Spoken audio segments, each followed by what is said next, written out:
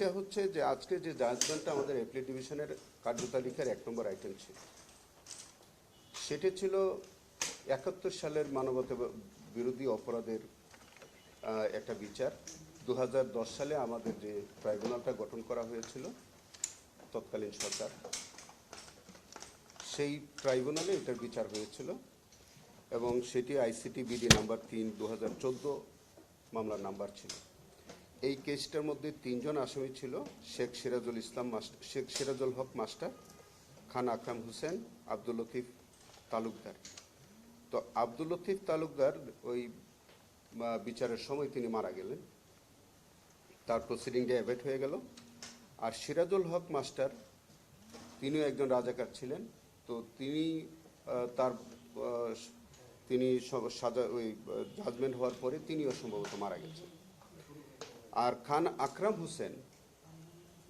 আকরাম হোসেন তার আমাদের international crimes tribunal অ্যাক্টের 3(2) small a, small g and small h, এই 3টে সেকশনে চার্জ গঠন করা হয়েছিল। সেভারাল চার্জ ছিল, একটা আমাদের চার্জ নাম্বার 7 যেটা ছিল, that is under section 3(2) small a, g and h, read with section 4(1) of the International Crime Tribunal Act 1973 এই অভিযোগগুলো তার বিরুদ্ধে প্রমাণ হয়েছিল। তখন তৎকালীন ট্রাইব্যুনাল তাকে কনভিক্ট করে এবং টিল হিজ ন্যাচারাল ডেথ, যতদিন তিনি বেঁচে থাকবেন জেলখানায় ততদিন পর্যন্ত তিনি জেলে থাকবেন, এরকম একটি সাজা হয়েছিল। তারপরে সেটি তারা আপিল ফাইল করেছিলেন। আপিলটা আমি দায়িত্বভার গ্রহণ করার আগেই সেই আপিলটা শুনানি হয়েছিল। আমি শেষাংশে গতকালকে আইসিটির পক্ষে আমি আর্গুমেন্ট করেছি। আমাদের আর্গুমেন্টের জায়গাটা ছিল এই কেসটায়,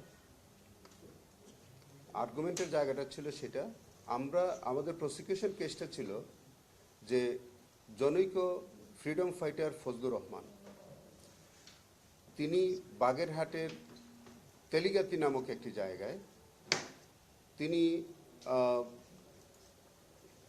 ওই তার অন্যান্য মুক্তিযোদ্ধাদের সহ তার ক্যাম্প থেকে তিনি বাড়ি ফিরছিলেন বা আসার পথে, তখন এই রাজাকার যারা শেখ সিরাজুল হক মাস্টার, আকরাম হোসেন, লতিফ তালুকদার সহ অন্যরা, তারা তাকে ক্যাপচার করে নেয় রাস্তায়, তাকে একটা বাজারের মধ্যে নিয়ে যায়। সেখানে আকরাম হোসেন তো প্রথম গুলি করে এবং অন্যান্যরাও তাকে গানশট করে, সেটা তাকে ওখানে হত্যা করা হয়। পরে তার ডেড বডিটা একটা খালের মধ্যে ফেলে দেওয়া হয়।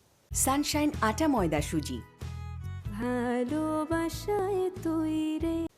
এটা আমাদের prosecution case. In support hour এই এলিগেশনের সপক্ষে 4 জন লাইভ উইটনেস, যারা আই উইটনেস আমরা বলি, যে 4 জন আই উইটনেসকে পরীক্ষা করা হয়েছিল।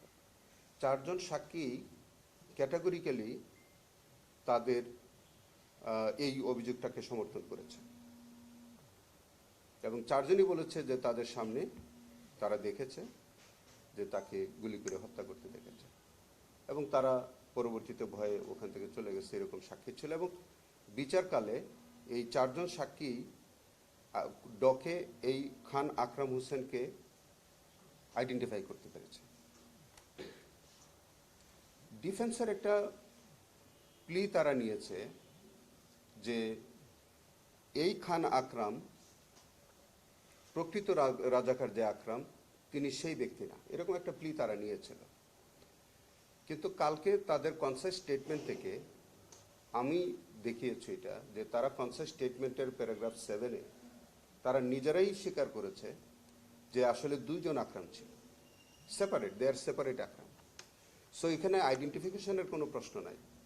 আমরা পরিষ্কার করে বলেছি যে আমরা এখানে যে খান আকরাম শুনলেন, he was actually accused in this case, আর তারা যে আকরামের কথা বলতে চায় সেই আকরাম থাকতে পারে, একই নামে 2 জন আকরাম থাকতে পারে, কোনো আইনগত সমস্যার কিছু নেই। তো যেহেতু ডকে এই খান আকরামকেই শনাক্ত করেছে প্রত্যেকটা ফ্রিডম ফাইটারের সাক্ষী, তারা প্রত্যক্ষদর্শী ছিল, তারা আইডেন্টিফাই করেছে এবং কেসটা আমরা মনে করি যে এটা যথাযথভাবেই রাষ্ট্রপক্ষ মানে চিফ প্রসিকিউটরের পক্ষ থেকে এটা প্রমাণ করতে সক্ষম হয়েছে। গতকালকে তা যেটা একটা আইনগত আলোচনায় যেটা আমাদের আজহারুল্লাহ সাহেবের কেসে যে পয়েন্টটা তারা সেটেল করেছে আমাদের অ্যাপিলেট ডিভিশন ইতোমধ্যে, যে যে ওয়াইড স্প্রেড অথবা সিস্টেমেটিক ক্রাইম, এই অফেন্সটা ওয়াইড স্প্রেড বা সিস্টেমেটিক ক্রাইমের মধ্যে আসবে কিনা। যদিও আপনারা জেনে থাকবেন যে এটা ইতিমধ্যে আমাদের 24 সালে কিন্তু এই অংশটা আইনের এই ব্যাখ্যাটাই আমাদের পূরণ করার জন্য আমাদের একটা আইন সংশোধন হয়েছে। এখন ওয়াইড স্প্রেড বা সিস্টেমেটিক ক্রাইমের এই অংশটা আমাদের আগের যে সেকশনটা ছিল 3(2) এর মধ্যেই এটা কিন্তু অ্যামেন্ডমেন্ট হয়ে গেছে।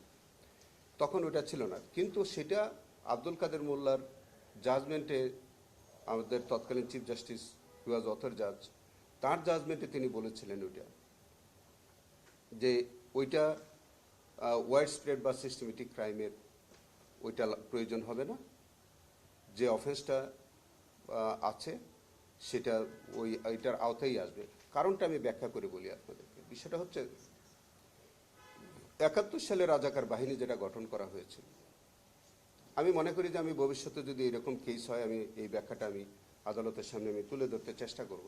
আমি গতকালকেও আমি বলেছি সেটা, যে এই যে ওয়াইড স্প্রেড বা সিস্টেমেটিক ক্রাইমের যে প্রসঙ্গটা আনা হয়, 71 সালের মানবতা বিরোধী অপরাধের সবটাই সিস্টেমেটিক এবং ওয়াইড স্প্রেড অ্যাটাক বা ক্রাইম ছিল।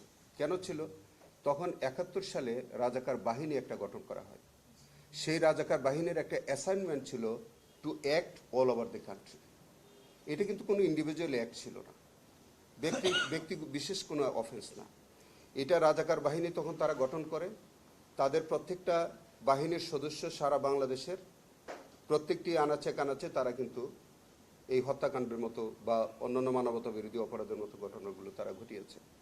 সো এখন পার্টিকুলার কোনো এক জায়গায় কোনো রাজাকার বাহিনীর কোনো মেম্বার তারা যদি কোনো কাজ করে, তাহলে এটা কিন্তু ওই ওয়াইড স্প্রেড বা ওই সিস্টেমেটিক ক্রাইমসেরই একটা অংশ বলে গণ্য হবে। এনিওয়ে, এই প্রসঙ্গটাই গতকালকে তারা প্রসঙ্গটা উঠেছে, যেহেতু ইতোমধ্যে জনাব আজহারুল্লাহ সাহেবের কেসে একটা জাজমেন্ট হয়েছে আমাদের অ্যাপিলেট ডিভিশনের, এবং এই জাজমেন্টটা যেহেতু এখন পর্যন্ত বহাল আছে, এটা ওভাররুল না হওয়া পর্যন্ত we are bound by that judgement.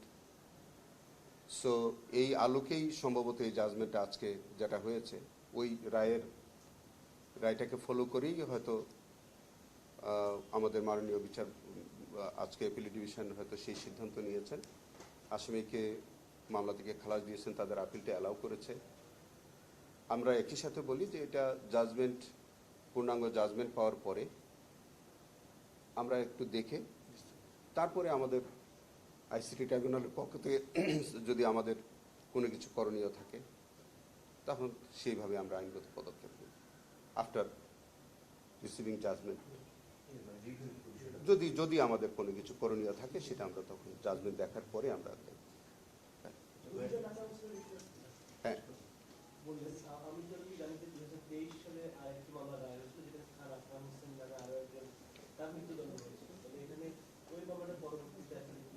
না ওইটা আমি শোনেন, আমরা রেকর্ডের বাইরে কিচ্ছু বলার কোনো সুযোগ আমার নাই। যে মামলাটা গতকালকে ছিল, এই মামলার মধ্যে আরেক আকরামের বিচার টিচার সম্পর্কে কিন্তু কোনো কিছু রেকর্ডে নেই। সো আমরা এভিডেন্স বা রেকর্ডসের বাইরে অন্য কোনো বিষয়ে আমরা ব্যক্তিগত নলেজ থেকে আমার কিচ্ছু বলার কোনো সুযোগ নাই। আপনি যেটা বলছেন আমি জানি না, যদি হয়েও থাকে সেটা অন্য আকরামের হয়ে থাকতে পারে, কিন্তু ওই আকরামের সাথে এই আকরাম হোসেনকে জড়িয়ে ফেলার কোনো সুযোগ নাই। এরা সেপারেট আকরাম, এটা তারাও কিন্তু স্বীকার করেছে, এটা কিন্তু ডিফেন্সও স্বীকার করেছে। বরঞ্চ তারা কি বলেছে শুনবেন, তারা বলেছে যে ওই আকরাম, মানে তাদের ডিফেন্স প্লিটা ছিল এরকম যে ওই আকরাম রাজাকার ছিল, আর এই আকরাম 13-14 বছর উনি ইন্ডিয়াতে লোক সেফলি পাচার টাচার করে দিয়েছে, সাহায্য করেছে। তার মানে বোঝা গেল যে তাদের কেস অনুযায়ীও কিন্তু দুইটা আকরাম ছিল এবং দুই আকরামেরই সাজা হয়েছে। যদি আপনার বক্তব্য হয় এ আকরামেরও সাজা হয়েছে ওই আকরামেরও সাজা হয়েছে এবং ন্যাচারালি তাই হয়েছে।